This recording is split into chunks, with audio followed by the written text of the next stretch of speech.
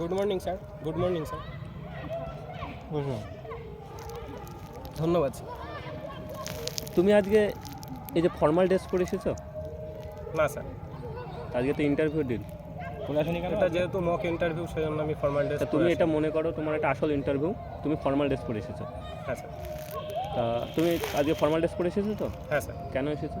কারণ এটা একটা ইন্টারভিউ এবং যেটাকে আমি একটা প্রস্তুতির চরম ধাপ হিসেবে মনে করি। এই সাদা জামা কালো প্যান্ট তো পরে এসেছো, সাদা জামা কালো প্যান্টই কেন পরলে? এটা ফর্মাল ড্রেসের একদম প্রাইমারি কালার বলে বা প্রাইমারি কালার কম্বিনেশন বলে মনে করা হয়। তোমার সম্বন্ধে কিছু বলো। আমার নাম সুমন বিশ্বাস। আমি কৃষ্ণগঞ্জ থানার, নদিয়া জেলার কৃষ্ণগঞ্জ থানার অন্তর্গত সত্যনগর গ্রামের বাসিন্দা। আমি আমার বাবা সরোজ কুমার বিশ্বাস এবং মা চন্দ্রলেখা বিশ্বাসের কাছ থেকে সৎ, নৈতিকতা এবং দায়িত্বশীলতার পাঠ শিখেছি। আমি 2012 সালে মাধ্যমিক, 14 সালে উচ্চ মাধ্যমিক, 17 সালে স্নাতক এবং 19 সালে স্নাতকোত্তর পরীক্ষায় উত্তীর্ণ হয়েছি। এর পাশাপাশি আমি 2020 সালে fire engineering and safety management থেকে একটি ডিপ্লোমা কোর্স কমপ্লিট করেছি। বর্তমানে আমি গৃহশিক্ষকতা করি এবং তার পাশাপাশি আমি বিভিন্ন কম্পিটিটিভ এক্সামে প্রিপারেশন। শিক্ষক দিবস কবে?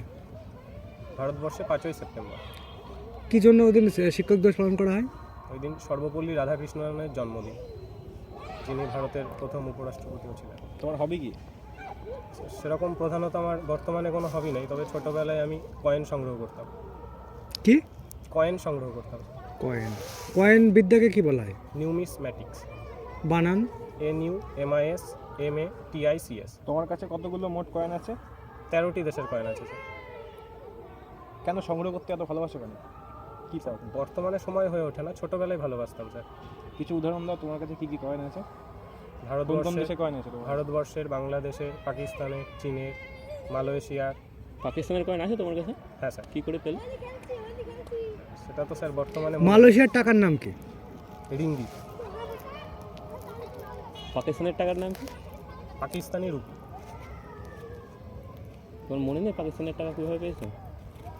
এই মুহূর্তে মনে পড়ছে না, তবে হয়তো আমি কারোর কাছ থেকে সংগ্রহ করেছিলাম।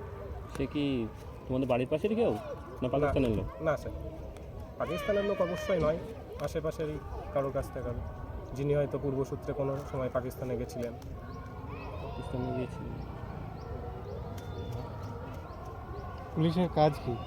পুলিশের প্রধান কাজ একজন কনস্টেবল হিসাবে নিয়ম শৃঙ্খলা রক্ষা করা এবং আইনের মানদণ্ড বজায় রাখা।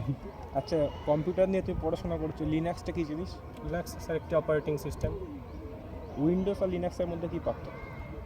স্যার দুটোই প্রধানত অপারেটিং সিস্টেম, যার মধ্যে উইন্ডোজ যেটা মাইক্রোসফট কোম্পানি বানিয়েছে এবং লিনাক্স যেটি অপর একটি কোম্পানি বানিয়েছে।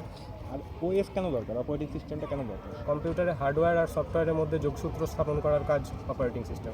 আচ্ছা, তুমি এমএসসি করেছো কম্পিউটার সায়েন্স নিয়ে, তুমি ওই সব জায়গা থেকে প্লেসমেন্ট না নিয়ে পুলিশের চাকরির পরীক্ষায় কেন এসেছো?